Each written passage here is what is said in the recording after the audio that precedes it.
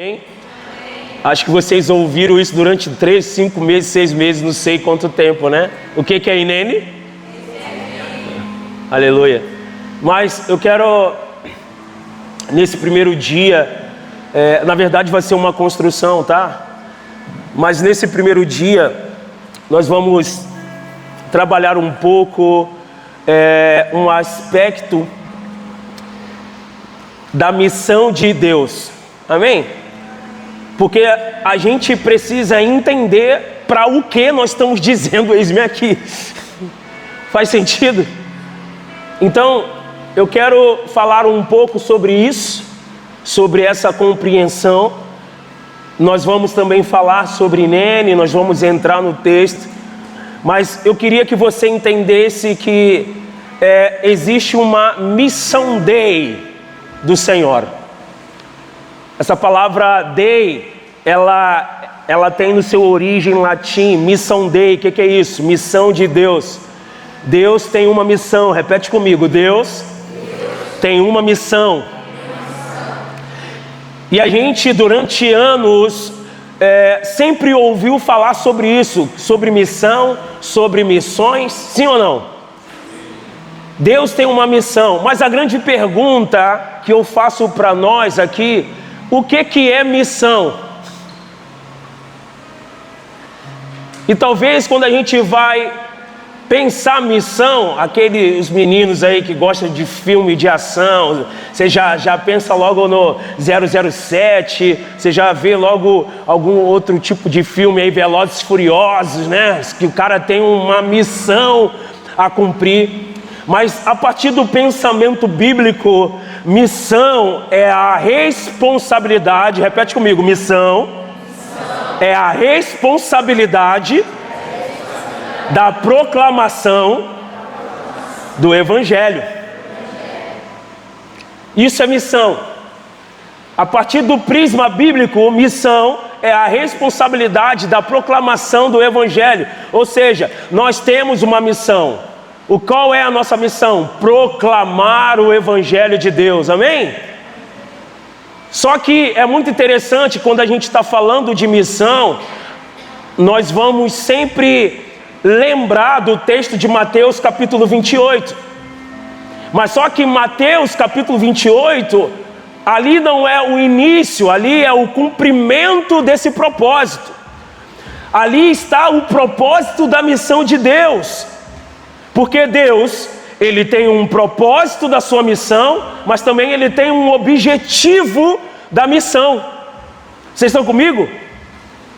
E dentro dessa construção que nós estamos fazendo aqui, existe um mandato cultural e existe uma grande comissão. Isso aí é um assunto para um outro momento, falarmos sobre mandato de Deus. Mas só que a gente precisa entender que a missão de Deus, ela não vai começar em Mateus 28. Ela começa em Gênesis capítulo 1, do verso 28. Quando Deus dá um mandato ao homem de quê? De frutificar, de multiplicar, de subjugar a terra, de se espalhar pela terra. Ali começa em Gênesis capítulo 1, do verso 28, a missão de Deus. Em Gênesis capítulo 9, também nós vemos essa realidade. Só que em Gênesis capítulo 11, acontece o contraditório. O que está em Gênesis capítulo 11? A Torre de Babel. Os homens não queriam sair dali. Os homens estavam dentro de uma construção para a fama do seu nome. Só que antes da queda, lá em Gênesis capítulo 1, o mandato de Deus para o homem era que ele espalhasse sobre toda a terra.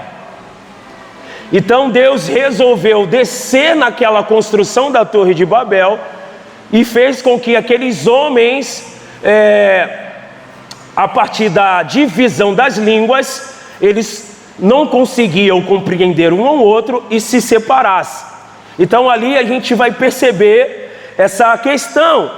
Então, o primeiro princípio para que a gente possa compreender é o seguinte: espalhar o Evangelho sobre toda a terra para que o nome do Senhor seja conhecido.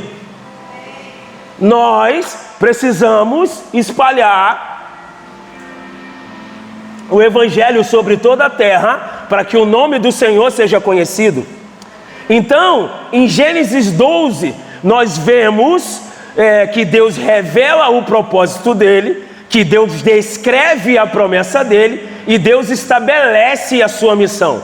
Gênesis 12 está falando da história de Abraão. Então, o que Deus está estabelecendo através da vida de Abraão? Deus revelou o propósito dele, Deus vai descrever a promessa dele, e Deus estabelece a sua missão.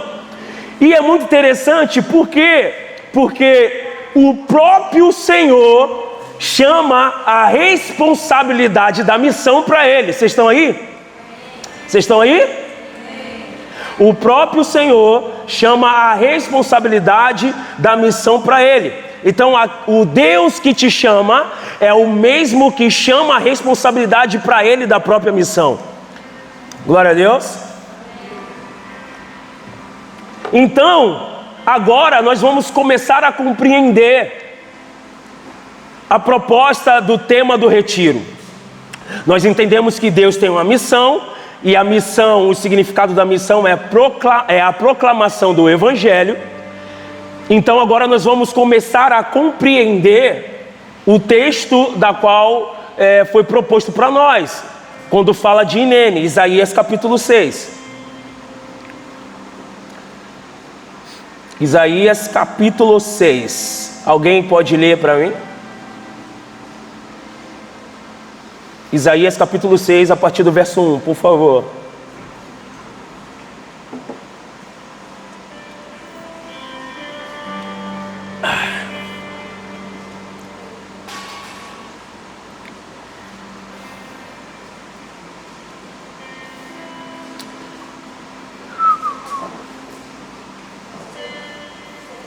Pessoal, eu vou pedir, por favor, para vocês, o último que for no banheiro, beber água, vai lá e volta rapidinho. Por quê? Porque nós estamos na melhor parte. Amém? Porque, deixa eu exortar vocês aqui, em amor. Quando você vai ao cinema, você não levanta para ir no banheiro de jeito nenhum. Sim ou não? Sim ou não? Sim. Eu duvido que você levanta do banheiro na hora ainda mais quando está passando aquele momento mais importante do filme que está te prendendo. Então, por favor, você teve todo o tempo para ir no banheiro, beber água. Então, nós estamos... Isso aqui, essa parte, esse momento, é um momento que pode trazer destino à nossa vida, ao nosso futuro, amém? A palavra de Deus, ela é libertadora. Então, por favor, galera, fique aí até o final. Mateus, não deixa ninguém mais sair, valeu? Igual o Capitão Nascimento, não vai sair ninguém. Não vai, lá no filme subir, aqui não vai sair ninguém, tranca aí.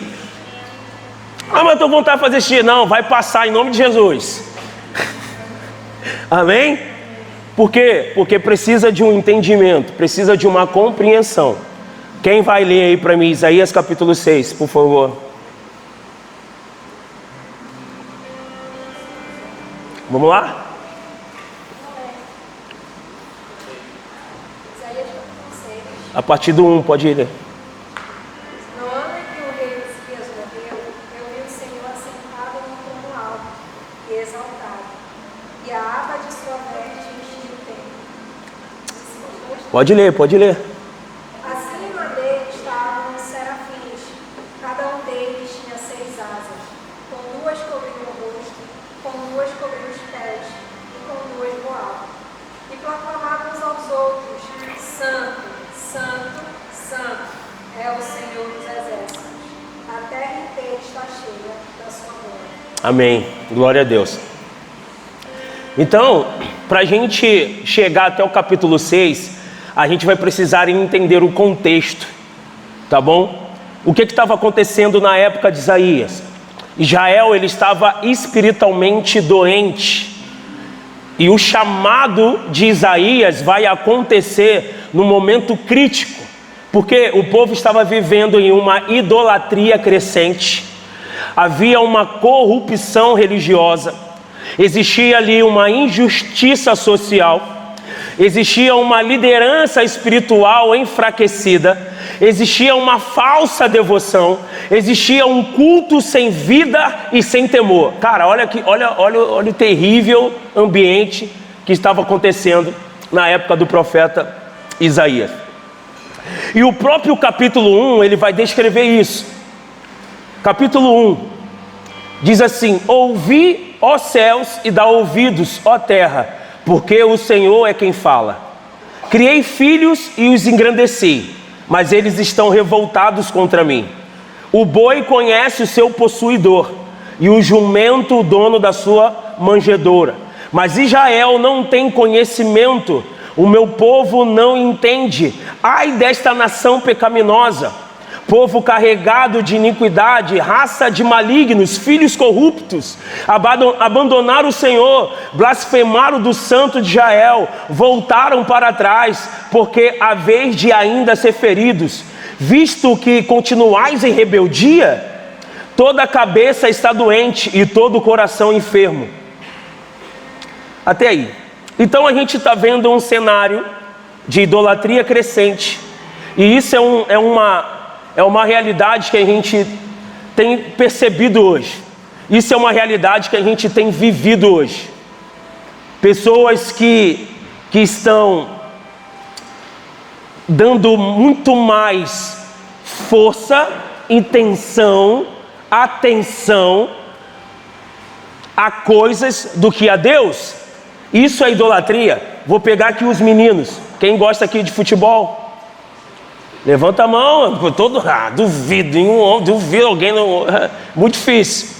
Todo mundo gosta de futebol, sim, amém? Sim ou não? Seleção brasileira aí, rapaz, a galera aí do Remo, do Paysandu, né?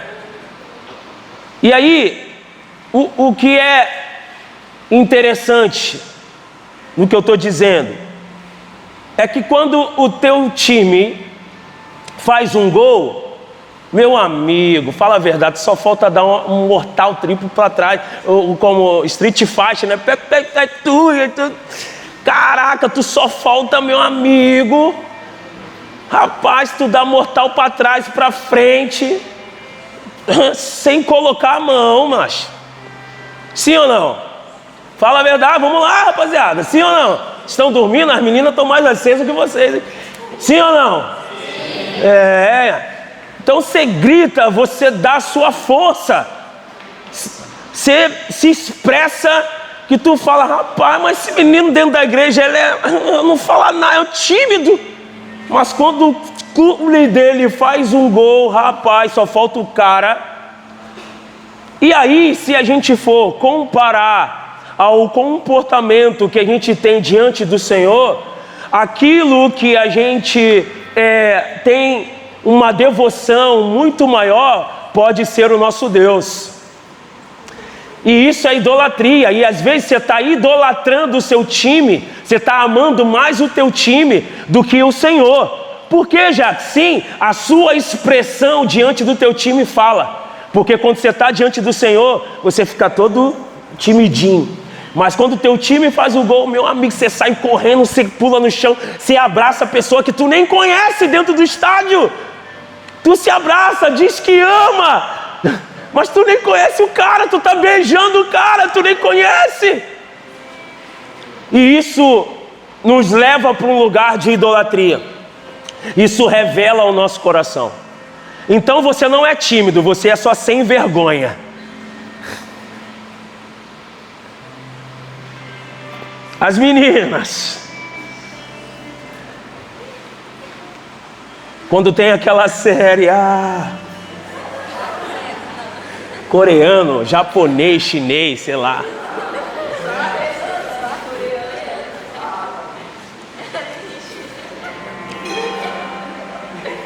Vai ter a nova série. Eu não vou perder uma, meu Deus. você cria uma expectativa no coração da série meu Deus, tu viu? Caramba! É ele, não é ele? Vai beijar, não vai beijar? Aquela coisa, sabe? Coração chega a palpitar assim, ó. Até, ó.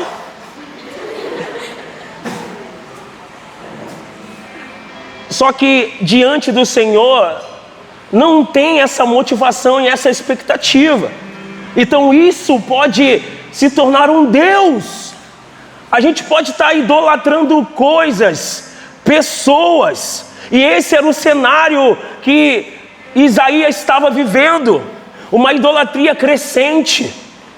Só que nós precisamos voltar os nossos olhos diante do Senhor, amém? Existia uma corrupção religiosa, uma injustiça social, uma liderança espiritual enfraquecida, falsa devoção. Como eu acabei de falar aqui, que a adoração é em espírito e em verdade, porque nós podemos enganar o Senhor aqui, mas nós podemos enganar as pessoas, mas nós não conseguimos enganar o Senhor. O Senhor conhece o nosso coração. Por isso que a palavra chamar, ouve Israel, chamar. Ame o Senhor teu Deus de todo teu coração, de toda a tua força, de toda a tua alma. Chamar Israel, ouve. E a ideia de ouvir não está na percepção só de escuta, porque existe uma diferença de ouvir e escutar. Alguém lá fora pode estar me escutando por causa do som, mas talvez ela não está me ouvindo, porque ouvir está linkado a obedecer. Amém? Então, na sua casa, quando tua mãe fala com você, você está lá no quarto, você está escutando, mas você não corresponde ao que ela está falando, então você não está ouvindo, porque ouvir, chamar Israel, chamar igreja, chamar geração, ouve o Senhor, ouve. Porque ouvir é obedecer, ouvir é assumir a responsabilidade daquilo que o Senhor está falando. Então, existia uma falsa devoção. E se existe uma coisa, meus irmãos, que aborrece o coração de Deus, é a falsa devoção. É o tipo de pessoa duas caras. Vocês estão aí? Vocês estão aí? É o culto sem vida. É o culto sem temor. O que é culto sem temor? É você não ter a compreensão do ambiente, do lugar que você está. E aí você vive de qualquer maneira. Você se comporta de qualquer maneira. Não porque aconteceu, vocês foram lá no banheiro beber água, mas isso também, às vezes, pode comunicar um desprezo ao ambiente da presença. É como se vocês estão aqui, eu vou beber água, eu vou no banheiro. É como se nada tivesse acontecendo. É como se vocês não tivessem a compreensão do ambiente da qual nós estamos. Eu quero dizer para você que tem anjos aqui. Eu quero dizer para você que a presença de Deus está aqui. Eu quero dizer para vocês que o Senhor está nesse lugar. E muitas das vezes nós desprezamos, por quê? Porque nós estamos acostumados com um tipo de movimentação, experiência. Então nós só balizamos quando Deus está no ambiente, quando aquela experiência comunica comigo. E não é, o Senhor está aqui. As Escrituras vão dizer que Ele é aquele que caminha no meio dos candelabros. Ele é aquele que caminha no meio do seu povo. Então Ele está aqui. Ele está passeando no nosso meio. E no ambiente espiritual, existem anjos aqui nesse lugar. E também existem demônios.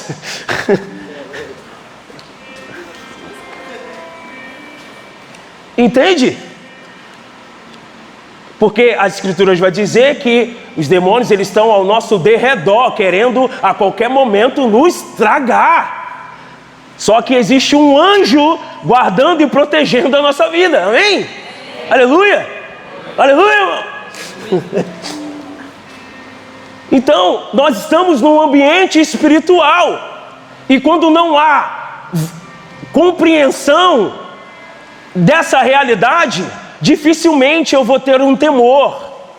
E temor não é medo, temor é o que? É reverência. Quando um dia eu falei isso para os meus filhos, para minha filha, existe uma diferença entre medo e temor. Eu não quero que vocês tenham medo de mim, porque o medo vai fazer você se comportar diante de mim de uma forma e nas minhas costas você vai se comportar de outra. Porque o medo, ele não vai trazer a liberdade de você ser quem é na minha frente, de verdade. O medo vai fazer com que você seja quem você é nas minhas costas. Na minha frente você vai mostrar um tipo de pessoa, nas minhas costas você vai mostrar outra. Por quê? Porque você tem medo. Agora temor não, temor é respeito. Temor é respeito, temor é reverência, cara. Entende? Então diante da presença há uma reverência. Eu não posso me relacionar com o Senhor a partir do medo. Porque toda vez que eu me relacionar com o Senhor a partir do medo, ai meu Deus, o que o Senhor pode fazer comigo? Ah, por isso eu estou na igreja, porque meu pai falou que eu vou para o inferno se eu não adorar o Senhor, se eu não estiver na igreja. Toda relação a partir do medo vai te levar a um lugar de religiosidade, de religião. A sua vida vai ser, a sua vida com Deus, a sua relação com Deus vai ser a partir do medo. Não a partir de uma relação verdadeira de amor, prazerosa. Você vai para a igreja porque você tem medo de ir para o inferno. Você não vai para a igreja para encontrá-lo, para conhecê-lo ainda mais. Mas você vai para a igreja com medo do inferno. Você vai ler a Bíblia com medo porque você não quer ir para o inferno. Você vai louvar porque você não quer ir para o inferno. Está entendendo? Você entra num padrão religioso de vida. Mas o desejo de Deus é que você o conheça. Aleluia. O desejo é que nós venhamos conhecê-lo. O desejo é que quando nós estamos num ambiente desse da presença, os nossos olhos se enchem de lágrimas, o nosso coração se encha de prazer. Aleluia. Vamos lá. Então,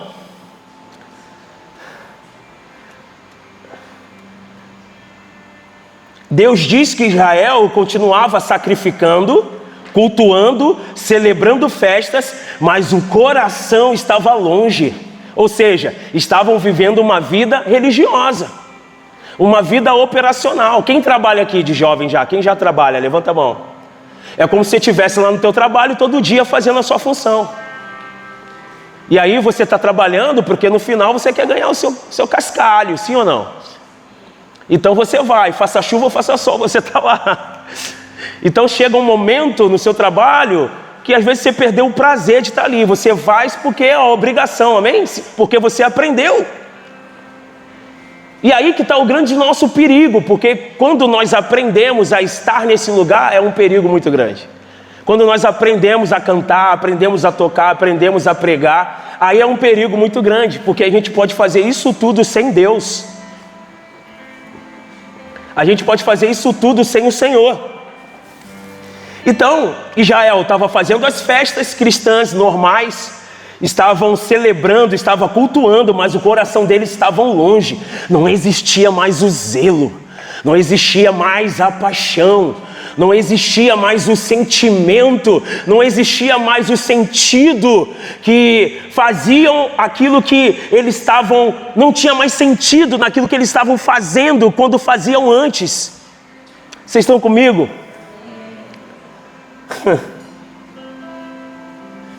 Ou seja, havia liturgia, mas não havia vida. Israel estava insensível, ferido, mas não percebia essa condição. Só que Deus deseja. A maioria dos homens na Bíblia, a maioria das mulheres na Bíblia foram chamadas para fazer aquilo que Deus estava fazendo. Vocês estão comigo? Vamos repetir para vocês não dormirem aí. Vamos lá, então já deixar a água aqui. Quem dormiu, eu vou jogar água. Vamos lá. A maioria... Não, pode ser mais forte. Vamos lá. Gente, a gente vai até 4 horas da manhã hoje. Fique tranquilo. Só está começando. Estou na introdução ainda. Vamos lá. A maioria... Isso. Senti pressão agora. Até me arrepiei, ó. A maioria dos homens e das mulheres na Bíblia foram chamadas para fazer parte do que Deus estavam fazendo. Aleluia. Então você vê na Bíblia, não é Abraão, Moisés, Davi, os discípulos, na nova aliança, você vê que todos esses homens, eles foram chamados para fazer parte daquilo que Deus estava fazendo. Sabe quando você vai descobrir o seu propósito, o seu destino?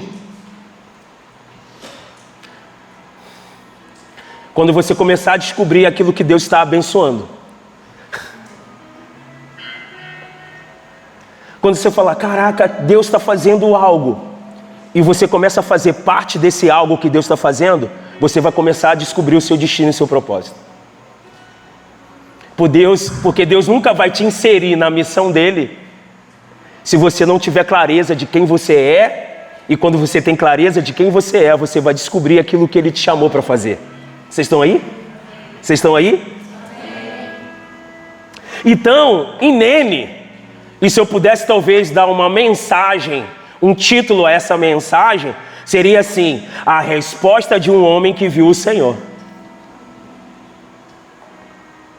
Poderoso isso. Depois disto ouvi a voz do Senhor que dizia: a quem enviarei e quem há de por nós? Então disse eu: eis-me aqui, envia-me a mim. E é interessante que Isaías, no capítulo 6, é um dos textos mais importantes das Escrituras sobre vocação. Só que muitas vezes ele é lido apenas como um relato do chamado de um profeta. E essa leitura, embora ela é verdadeira, porém ela é incompleta, ela tem um aspecto fragmentado. Porque o centro do capítulo não é Isaías, o centro do capítulo é o Senhor. Vamos lá, vocês estão muito desanimados. O centro do capítulo não é Isaías, o centro do capítulo é o Senhor, amém? E a primeira frase do capítulo já revela isso. Por quê? Vai dizer o seguinte: no ano da morte do rei Uzias, eu vi o Senhor. Então observe que Isaías, ele não começa falando de si mesmo, nem de seu ministério, nem da missão que recebera. Ele começa falando de Deus. E isso vai revelar um princípio fundamental nas Escrituras, da revelação bíblica. Porque a verdadeira vocação não começa quando Deus fala ao homem, começa quando Deus se revela ao homem. Não, eu vou repetir, vamos lá. Eu quero um glória a Deus, um aleluia ou um amém bem assembleano. Glória a Deus. Nós somos batistas, sim, mas eu quero aquele glória a Deus misturado com línguas estranhas, igual assembleiano. Eu vou repetir: a verdadeira vocação, ela não começa quando Deus fala ao homem, ela começa quando Deus se revela ao homem. Aleluia, tá ficando bom. Deus vai pegar você. E eu oro para que você seja cheio do Espírito Santo e começa, porque a maioria dos adolescentes, Jorge, não sei vocês, mas na minha época tinha vergonha. Espírito Santo, quando você me batizar, me batiza quietinho. É aí que ele te pega e tu... Senhor, faz isso com eles esses dias. Faz isso com eles nesses dias, Senhor. Meu Deus, faz isso com eles nesses dias, Senhor. Aleluia, que assim seja, Senhor. Estamos concordando, hein? Eles querem, pega eles no Espírito, Senhor, esses dias. Amém, irmãos? Amém. Então, antes de ouvir o Senhor, Isaías, ele vai contemplar a glória do Senhor. Antes dele dizer Inene, Mateus, ele diz: eu vi o Senhor. E essa ordem, ela não pode ser invertida. Quantos aqui têm um sonho de fazer algo? Aqui, vamos lá, de fazer uma faculdade, um sonho enfim, todos aqui têm um sonho, todos aqui almejam algo. Mas eu quero dizer para vocês, tudo isso que você deseja no seu coração de fazer, de ser, de se tornar, você só vai encontrar o sentido real daquilo que você está escolhendo para ser e fazer quando você de fato ter um encontro real com o Senhor. A nossa geração precisa ter um encontro real com Ele. A nossa geração precisa conhecer o Senhor. Você não pode ser apenas um crente que vai para a igreja porque tem uma menininha bonitinha lá. Achei você. Te achei. Te achei. O outro até acusou o outro, mas é ele também que vai por isso. Deixa quieto. Mas só que a graça de Deus é tão violenta que até com essa tua intenção de ir lá encontrar uma menina, Ele te acha primeiro. Ele te encontra. Eu estou indo lá para encontrar com alguém. Mal ele sabe que ele vai encontrar com a própria presença de Deus. Entende? Precisamos ser uma geração santa. Meninas, meninos, santo. Eu creio numa geração que vai casar virgem.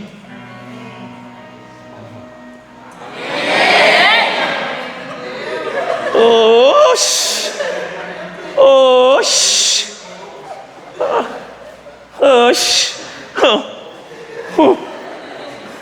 Égua.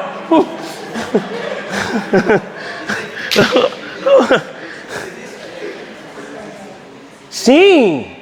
Amém? Eu creio numa geração que vai se guardar para o grande dia. Porque isso é a representatividade da volta de Cristo. Uma noiva pura, santa, imaculada. É a representação, o casamento é a representação daquilo que vai acontecer nos últimos dias. Ele virá buscar uma noiva, uma igreja santa, pura, imaculada, com uma roupa santa, amém? Com uma igreja de um posicionamento que viveu toda a sua vida em santidade, esperando o seu Senhor. Aleluia! Glória a Deus, eu acredito. Porque também isso aponta, cara, uau, o Senhor está nesse lugar, cara. O Senhor está nesse lugar. Eu sei que a gente está indo para um lugar mais, já estamos começando pelo lugar mais complexo, mas está tudo certo.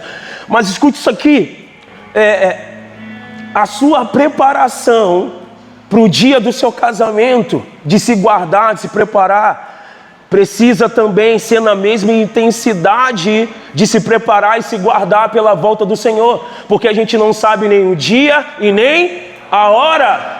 Mateus 24, a partir do verso 37 ao 39, Jesus vai comparar o dia da sua vinda como os dias de Noé. Eles comiam, casavam-se, bebiam, davam-se em casamento. Não existe problema em comer, beber e casar. O problema não era isso. O problema é que as pessoas da época de Noé estavam vivendo como Deus não estivesse falando. Então eles viviam a vida como se nada tivesse acontecendo. Está entendendo? Mas existia um homem que ouviu o Senhor chamar, aleluia, e correspondeu com aquilo que ele estava falando. Então ele andou o quê? Posicionado, vigilante, se preparando para aquilo que viria. Nós como igreja, como geração, precisamos criar essa expectativa da volta do Senhor. Lógico, não viver igual maluco, Senhor, quando você vem? Senhor, quando você vem? Não, mas vivendo uma vida que aponte a volta do Cordeiro. Alguém que está vigilante. Como eu estou vigilante? Como eu me torno vigilante? Pregando o Evangelho, fazendo parte da proclamação do Evangelho, que é a missão de Deus. Então não tem como eu me distrair se os meus olhos estão fixos nesse lugar. Aleluia! Amém, igreja!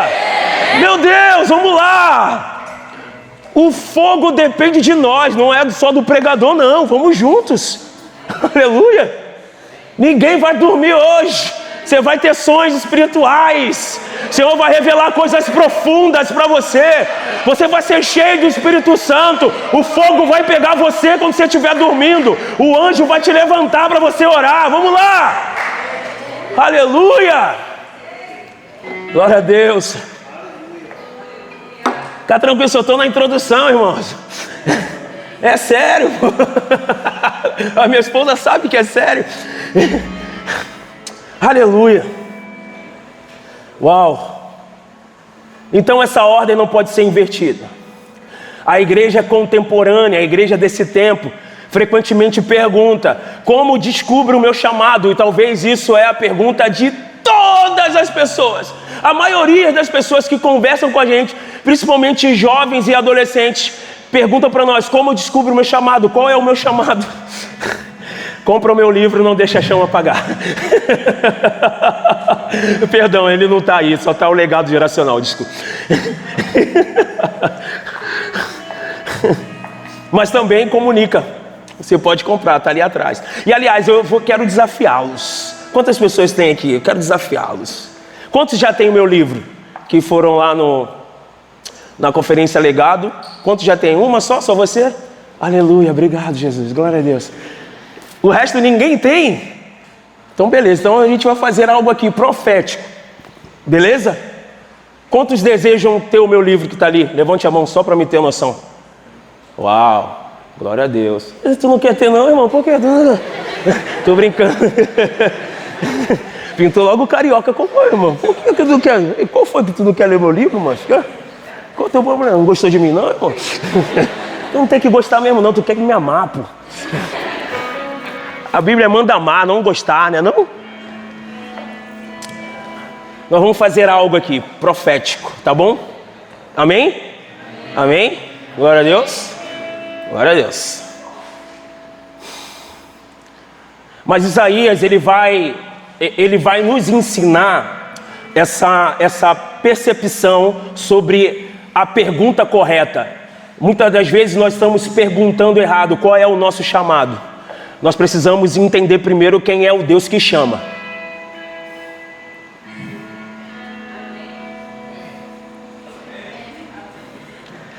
Porque enquanto estivermos preocupados com a nossa própria missão, a nossa visão, ela será muito pequena.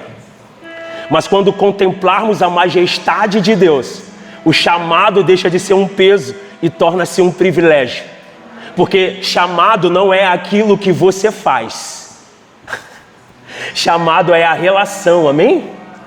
Chamado é a relação, chamado é o relacionamento. Nós fomos chamados para se relacionar com Deus. Nós não fomos chamados para fazer coisas para Deus.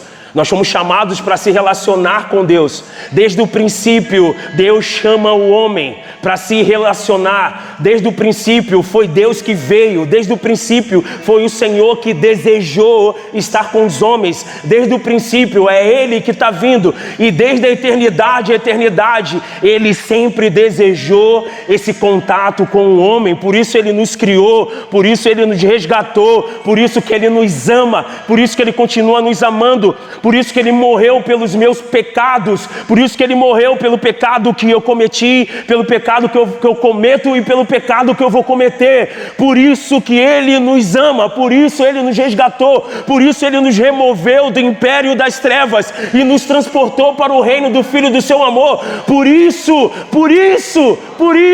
para nos dar um destino, para dar uma nova chance. Por isso Ele mudou o nosso nome. Por isso Ele mudou a nossa história. Por isso Ele mudou a nossa realidade. Nós estávamos destinados ao inferno, mas Ele nos arrancou de lá. Ele colocou luz, nos mudou de posição e agora nós somos livres.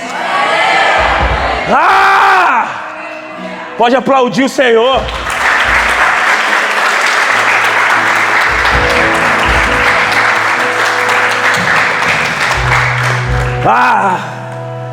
Uau! Por isso é um privilégio estar diante de Deus. É um privilégio estar diante da sua presença.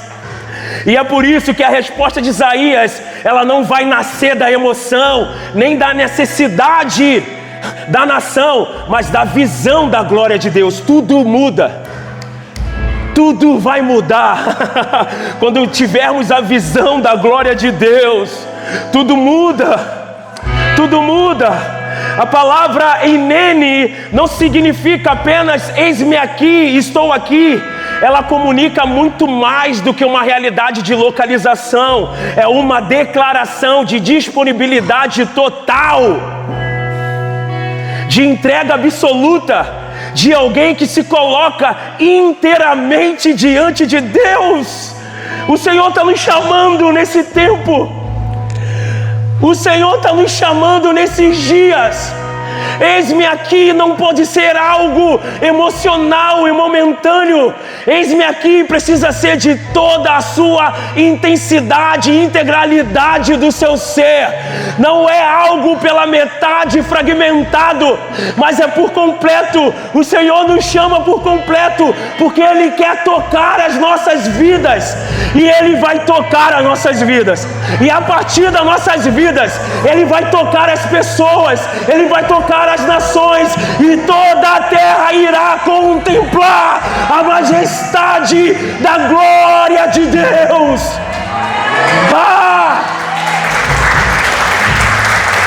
Não é só eis-me aqui.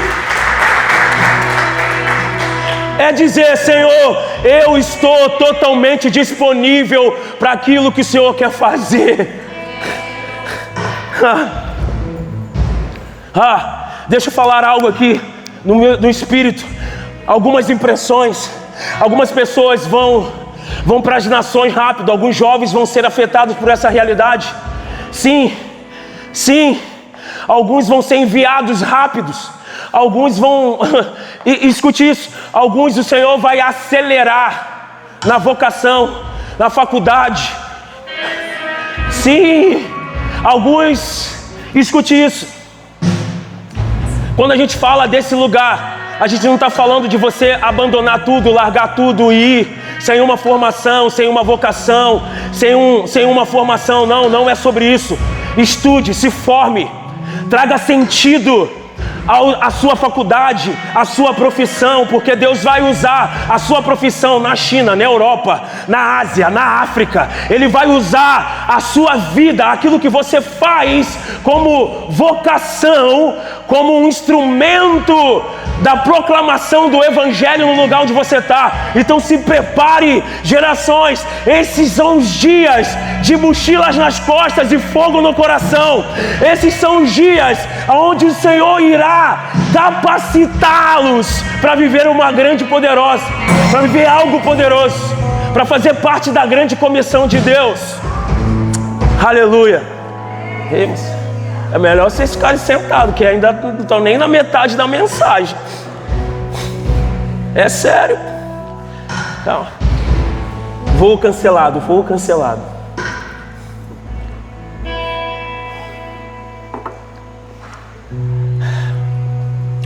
Só que essa resposta de Isaías, ela não surge espontaneamente.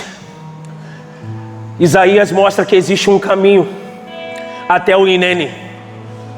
E esse caminho possui 4 movimentos. Repete caminho. Esse caminho possui 4 movimentos. Então Isaías, no capítulo 6, do 1 ao 4, vai dizer o seguinte: olha, no ano da morte do rei Uzias, eu vi o Senhor assentado sobre um alto e sublime trono, e as abas das suas vestes enchiam o templo. Então o Espírito Santo, ele poderia ter iniciado dizendo simplesmente, eu vi o Senhor. Mas ele acrescenta, no ano da morte do rei Uzias. Isso não é só um detalhe histórico sem importância. Na Escritura, todo contexto histórico frequentemente possui um significado teológico. Quem foi Uzias? Uzias foi o rei que reinou sobre Judá aproximadamente 52 anos.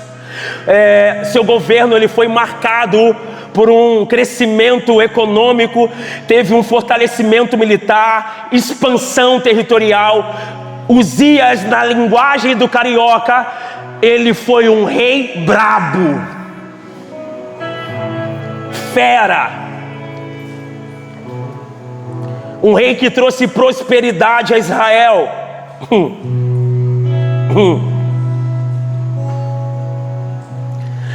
E só que teve um erro que trouxe consequência à vida do rei Uzias. E aí talvez seja o perigo que a gente não pode cometer como geração nesse tempo.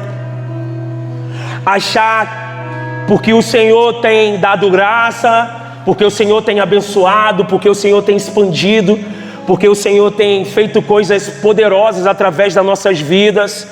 Esse é um perigo que a gente não pode tomar. Que perigo, Jacques?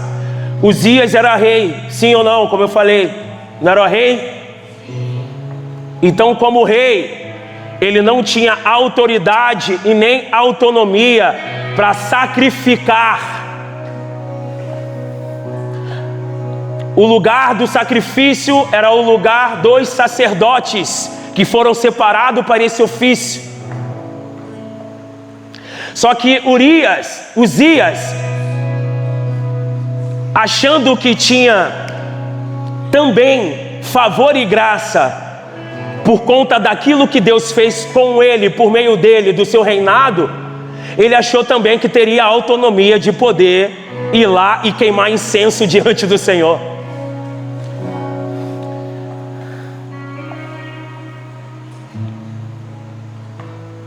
E aí acontece algo terrível com o rei. O Senhor colocou uma lepra nele.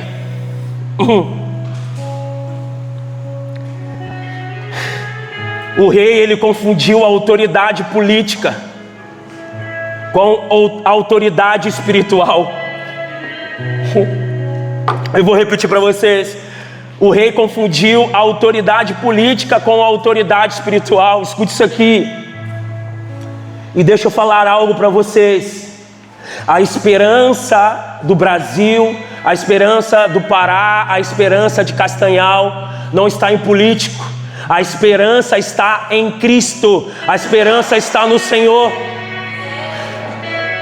Nenhum político vai poder estabelecer aquilo que é espiritual.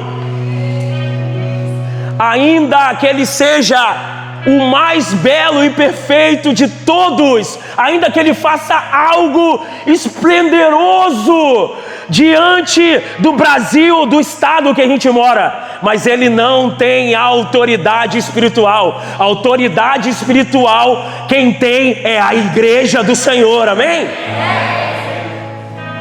E eu não estou dizendo, escute bem, que fique claro e como um peso de testificação, que a igreja precisa se ausentar da política. Não estou dizendo sobre isso. Eu só estou dizendo que a igreja, ela tem a autoridade para falar na política, para falar na vida da política.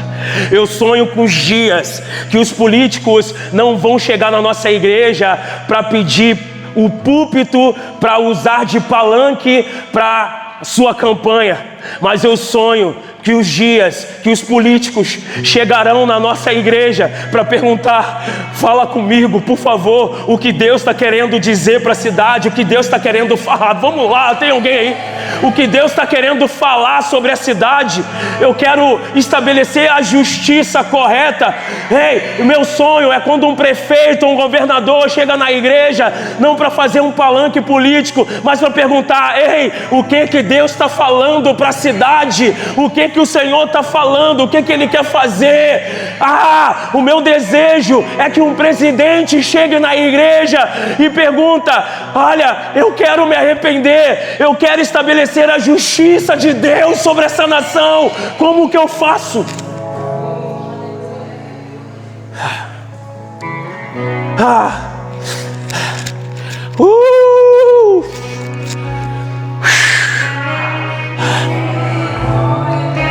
O rei Uzias, ele foi orgulhoso, e o orgulho sempre tenta ocupar um lugar que pertence somente a Deus.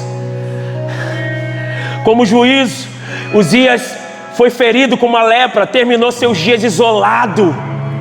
O homem que governou uma nação morreu separado do templo. Agora, a gente precisa observar a beleza da narrativa. Enquanto o trono ficava vazio em Jerusalém, Isaías contempla um trono ocupado no céu. Enquanto o trono Israel humano de Isaías estava vazio, Isaías agora contempla um trono ocupado no céu. Enquanto a estabilidade política estava desaparecendo, a soberania de Deus permanece inabalável. Enquanto o povo olha para um rei morto, o profeta contempla um rei eterno.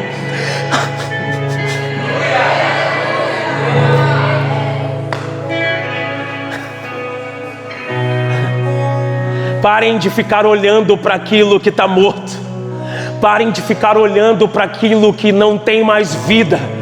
Comece a olhar para o Senhor. Comece a contemplar o Senhor. Pare de ficar olhando para as suas dificuldades. Pare de ficar olhando para as suas ansiedades. Pare de ficar olhando por aquilo que as pessoas falaram a respeito de você. Pare de ficar olhando pelas palavras que você talvez recebeu, que te feriu, e até de pessoas que te amam. Mas deixa eu te dizer algo. O Senhor tem algo violento para fazer na sua vida. O Senhor tem algo poderoso além das palavras que você já recebeu.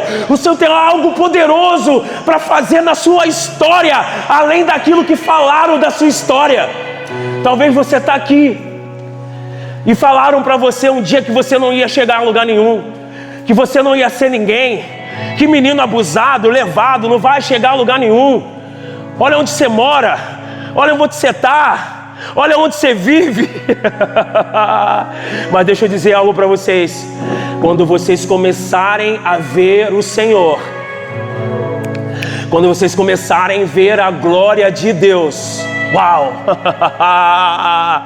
uau, tudo vai mudar na história de vocês.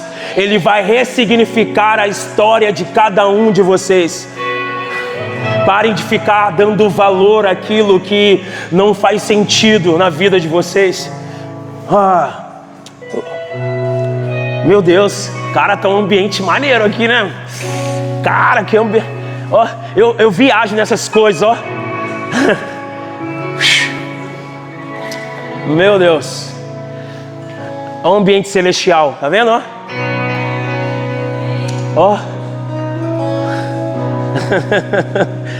Perceba a presença, olha, olha, ó. Sim, sim. A morte de Uzias, repete comigo, a morte de Uzias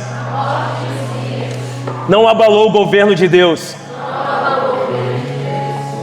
Os tronos da terra mudam, os governos passam, os impérios desaparecem, os reis morrem, mas o Senhor continua sentado no seu alto e sublime trono.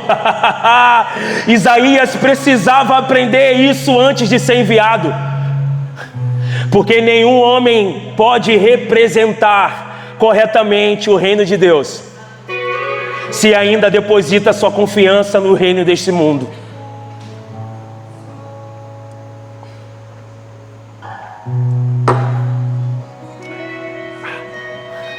O silêncio do consentimento.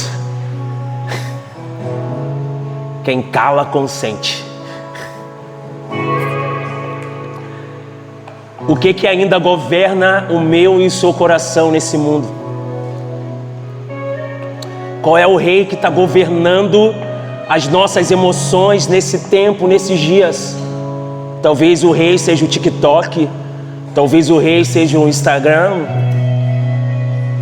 talvez o rei seja a Netflix, talvez o rei seja a pornografia.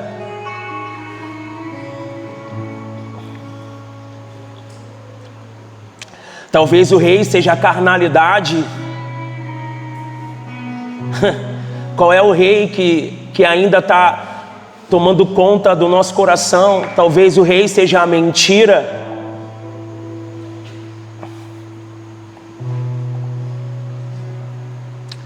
Qual é o rei?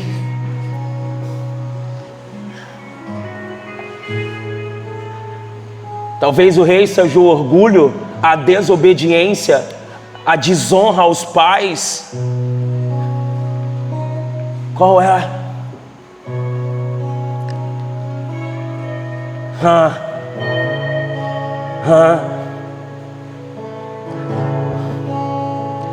Eu vi o Senhor. Eu vi o Senhor. Isaías não descreve primariamente o rosto de Deus, ele descreve o trono. Por quê? Porque o trono simboliza governo. Toda visão ela é construída para revelar que Deus reina. O capítulo não começa com a santidade, começa com a soberania. A santidade ela vai ser proclamada pelos serafins. Mas a primeira imagem apresentada ao profeta é um Deus governando. Cara, isso é extremamente importante, porque Uzias, o rei da época, tinha acabado de morrer. E o rei Uzias, teologicamente, alguns estudiosos dizem que ele tinha parentesco com um profeta. Então, Deus primeiro está mostrando um trono no céu, um governo, e dizendo assim para Isaías: olha, Isaías, ainda que talvez a sua esperança estava alocada com o rei dessa terra, ei, existe um governo que é eterno, que não tem fim, que não está em crise, que a economia do céu está intacta. Vocês estão aí? Ele precisava modelar esse pensamento no coração do profeta.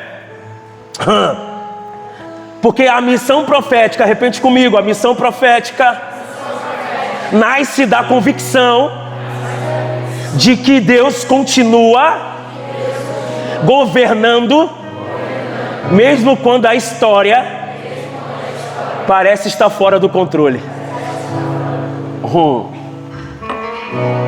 Que legal, hein? Nunca ficaram tão tarde ouvindo a palavra de Deus, hein?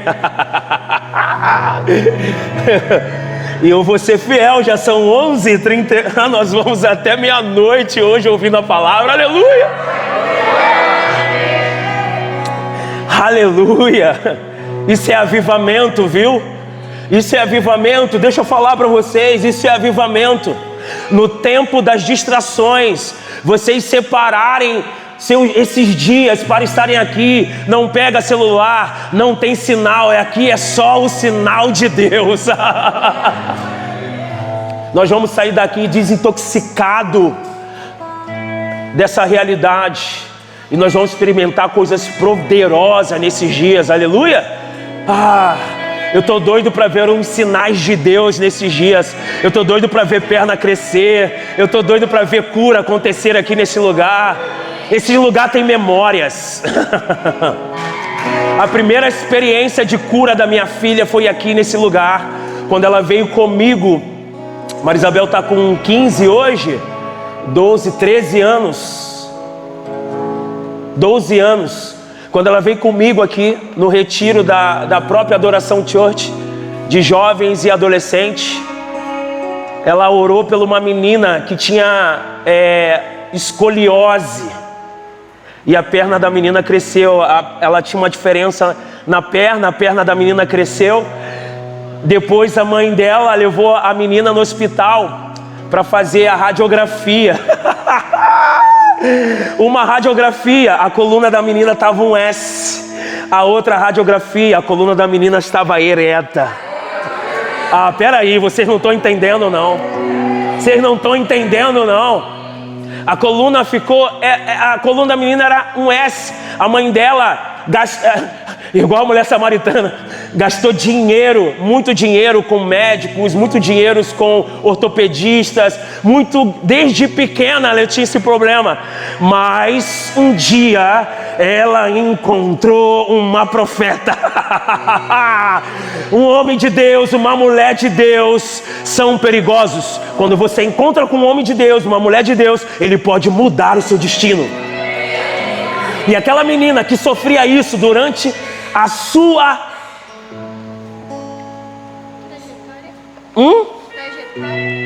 trajetória, durante toda a sua infância, quando ela chega à idade de adolescência, 12 anos, ela é curada.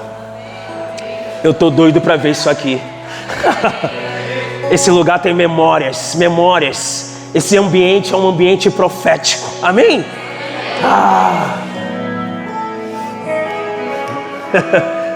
Estava falando para eles, pastor, nunca ficaram tão tarde ouvindo a palavra de Deus. E eu estou só na metade ainda. Uau! Então, Isaías escreve: os serafins estavam por cima dele, cada um tinha 6 asas, com 2 cobriu o rosto, com 2 cobriu os pés, e com as 2 voava. A palavra serafim vem do verbo hebraico sarap, que significa queimar, que significa arder, consumir pelo fogo. Ou seja, os serafins estavam queimando diante do Senhor. Eles estavam ardendo diante do Senhor. E os serafins, escute isso aqui, são seres associados ao fogo da santidade divina. Mas existe um detalhe importante que eu quero comunicar a vocês. Algo extraordinário. Mesmo estando continuamente na presença de Deus, eles cobrem o rosto. Isso significa que até os seres celestiais reconhecem a infinitude da glória divina. Depois eles cobrem os pés. Na linguagem bíblica, os pés frequentemente representam também uma realidade de criatura, limitação e condição diante do Criador. Então, os serafins, eles reconhecem sua dependência e, por fim, voam. Então, a reverência, a humildade, a serviço, há 3 movimentos que resumem toda a adoração verdadeira. E aí eles começam a declarar diante daquilo que eles estão vendo. Eles estão queimando, eles estão vendo o Senhor, eles estão cobrindo seus rostos, Ele está se cobrindo em reverência, em temor àquilo que eles estão vendo, mas ao mesmo tempo estão queimando. Mas aí eles falam algo diante daquilo que ele estava vendo: Santo, Santo, Santo, Santo, Santo, Santo é o Senhor dos exércitos. Toda a terra está cheia da sua glória. É interessante que no hebraico não existe essa comparação terminada em icismo, como fazemos em português, para intensificar uma ideia de repetição. Só que ela é utilizada quando as escrituras declaram. Quando a escritura está declarando santo, ela está afirmando uma verdade. Santo, ele é santo, amém? Sim. Quando declara santo, santo, está revelando uma intensificação dessa verdade. Aleluia, vocês estão aí? Mas somente aqui nós vamos encontrar quando ele começa a dizer santo, santo, santo. Essa tríplice proclama e revela o quê? Que a santidade é a perfeição absoluta de Deus. Então observe algo importante aqui, olha isso aqui. Os serafins não dizem poderoso, poderoso. Eles não falam amor, amor. Eles não falam misericordioso, misericordioso. Só que o fato de eles não falarem, isso não diminui esses atributos, muito pelo contrário. Mas demonstra o quê? Que a santidade é o atributo que qualifica todos os demais. O amor de Deus é santo, sua justiça é santa, sua misericórdia é santa, seu poder é santo, sua ira é santa, sua glória é santa. Tudo em Deus é perfeitamente santo.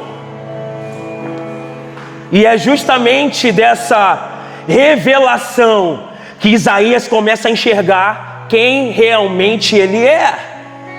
Porque, repete comigo, quem vê o Senhor passa a ver a si mesmo. E quando Isaías começou a ver a si mesmo, a reação dele só podia ser uma: ai de mim, estou perdido. Ai de mim, ai de você, ai de todo mundo. Porque eu sou um homem de lábios impuros e habito no meio de um povo de impuros lábios. Os meus olhos viram o Rei, o Senhor dos Exércitos. Então existe uma mudança impressionante na narrativa. Nos 4 primeiros versículos, Isaías não diz uma única palavra, ele apenas contempla. Ele vê o trono, ele vê os serafins, ele ouve o cântico da santidade, ele vê o templo sendo tomado pela glória de Deus. E eu quero chamar a tua atenção rapidamente, antes de concluirmos, sobre isto aqui.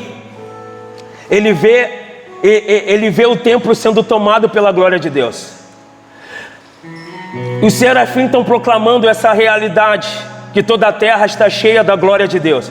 Então é interessante observar que os serafins não dizem que a terra será cheia da glória de Deus, mas que ela já está cheia da sua glória. Então eu entendo que o problema nunca foi a ausência da glória. O problema sempre foi a cegueira do homem. A palavra hebraica para glória é kabod, que originalmente significa peso, gravidade, densidade. E com o tempo ela passou a expressar aquilo que possui valor, honra, majestade e esplendor.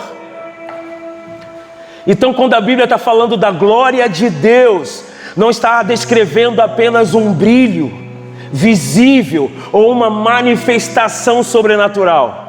Ela está falando do peso da sua presença, da manifestação de quem Deus é em sua essência.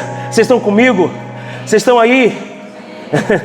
Por isso o que aconteceu com Isaías, ele não saiu da visão dizendo eu vi anjos, ele não saiu dizendo eu vi um templo cheio de fumaça, ele saiu dizendo os meus olhos viram o Rei dos Exércitos, porque o centro da experiência não foram os serafins, nem a fumaça, nem os umbrais tremendo, o centro era o Rei. Vocês estão aí? E talvez isso seja um dos maiores desafios para nós. Eu já estou acabando. Não falaram o A e nem falaram até que enfim, então eu vou continuar.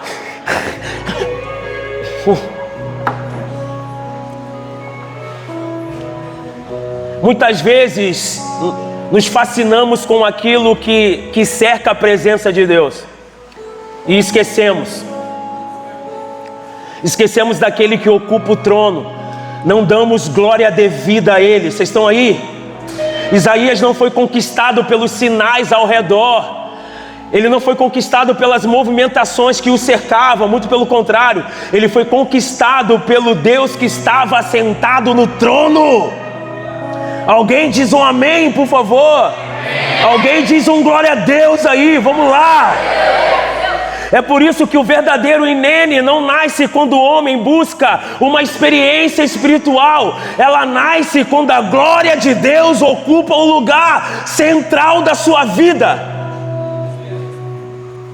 Todos nós precisamos um dia na nossa vida passar por essa experiência de visitação de Deus. Porque o dia que tivermos essa experiência de visitação de Deus, vamos compreender de fato quem somos, quem Ele é. E aí poderemos dizer, eis-nos aqui, Senhor. Vocês estão aí? Vocês estão aí? Aleluia.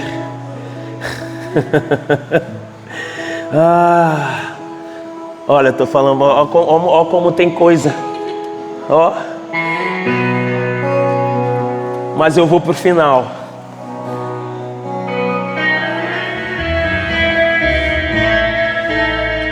Então quando um homem descobre a sua condição, e é muito interessante que diante, vou fechar, quando eu fecho é mais meia hora, viu?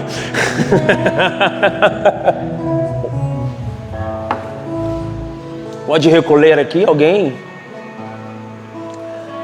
Deixa eu dizer algo.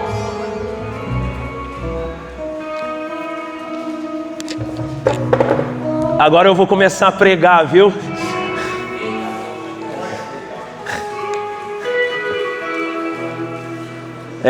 Sabe que eu estou matando em vocês? Aquela sensação, sabe, de querer mexer no celular, de querer, sabe? Estão agitados, intoxicados com muitas coisas.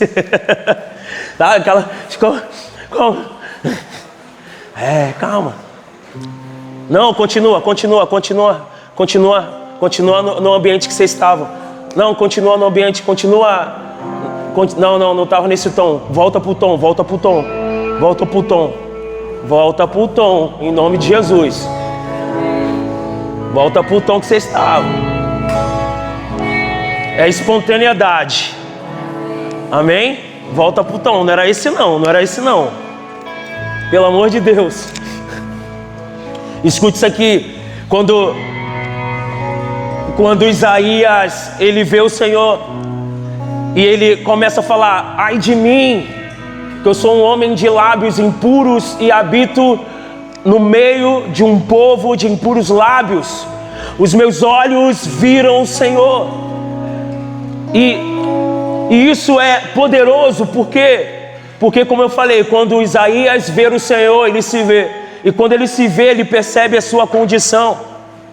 Só que nós, como seres humanos, diante da glória do Senhor, a primeira reação de fato é essa.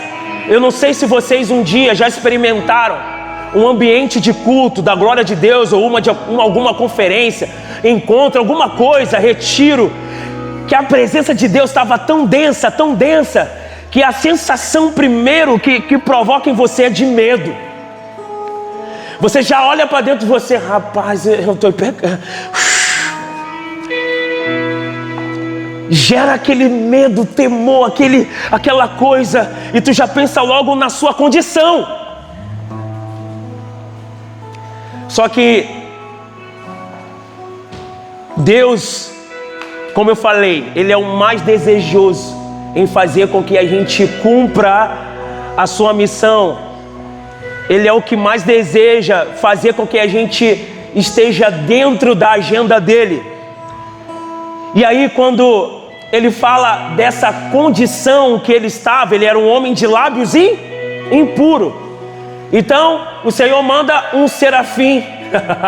Serafim, você está queimando aí, você só está na contemplação de quem eu sou. Agora vai lá, faz algo comigo, faz algo para mim na vida de Isaías. Coloca fogo na boca dele, dá uma tenaz para ele, coloca fogo na boca. E o serafim coloca fogo na boca de Isaías. E o que isso está querendo comunicar? Pode ficar de pé, por favor, vamos lá. Isso, dá um pulinho aí, se estica, vai. Isso, alonga aí, isso, alonga, isso. Ei, ninguém mandou vocês dizerem eis-me aqui, agora vocês vão aguentar até o final. Então, escute isso aqui. E aí, ele purifica a sua boca. Escute isso aqui, olha aqui para o tio Jacques. Isaías é purificado naquilo que era a sua incondicionalidade, diante daquilo que ele viu diante do Senhor. Vocês estão aí? Vocês estão aí? E aí eu quero fazer uma pergunta profética para nós. Para Isaías foi o lábio impuro. Para você o que é? Para Isaías, diante da glória de Deus, foi um lábio impuro que ele tinha de incondicionalidade. Para nós o que é?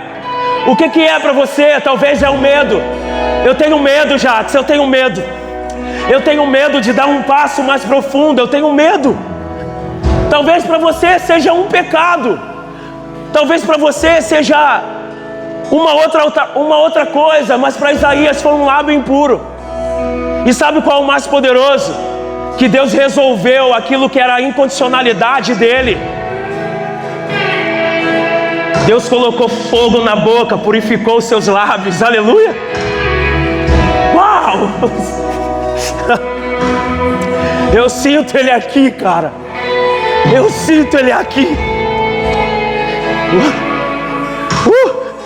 E sabe qual é o mais legal? é que eu amo o humor de Deus. Deus tem um humor sarcástico. Vocês vão entender. Depois que ele purifica Isaías, eu fico imaginando assim, eu não sei vocês, mas a minha mente às vezes ela é muito criativa, assim, muito doida. E aí eu fico imaginando assim, ó, o humor de Deus sarcástico purificou Isaías, aquilo que era a sua debilidade, um homem de lábios impuro, resolveu o problema dele. Aí eu fico imaginando Deus assim, ó, caramba, cara, caramba, hein, Isaías, resolvi, né? Resolveram aí? Resolveram. Ele, pois é, rapaz, a quem enviarei, viu? A quem há de ir por nós? E sabe qual é o bacana? Chega aqui, vamos lá. Eu sou Deus e tu é o Isaías, tá? Deus negão, viu? Sabe qual é o legal? É que Deus chega assim para Isaías, colocou uma tenaz na boca, purificou e aí resolveu o problema. Aí tá andando com ele, caramba, Isaías, a quem há de ir por nós? A quem enviarei? A quem enviarei, Isaías? Quem há de ir por nós, viu? E sabe qual é o bacana? Que mesmo depois da purificação, Deus deixou a agenda para Isaías aberta. Ele não obrigou Isaías ir no nome dele. Não. Ele só fez uma pergunta, tá lá, ponto de interrogação, a quem enviarei, quem há de ir por nós? Ele fez uma pergunta. E aí sabe qual... Obrigado, viu, Isaías? E aí sabe qual o mais poderoso? É que depois daquilo que você viu, depois daquilo que você experimentou, escute isso aqui, galera, é difícil dizer não. Depois daquilo que você acessou, é difícil dizer não. É como se Deus estava jogando a isca daquilo que de fato Isaías viu, se de fato o afetou, porque todos aqueles que foram afetados pela glória de Deus disseram: Inene, eis-me aqui em toda a minha integralidade do meu ser. Vocês estão aí? Então nesse primeiro dia eu quero trazer essa verdade para nós. Eu quero fazer um convite a vocês. Eu não sei qual é o que talvez impede você de acessar esse lugar. Talvez, já que eu tenho dificuldade de ouvir a Deus, eu tenho dificuldade de ler a Bíblia, eu tenho dificuldade de compreender as coisas. Jacques, tudo bem.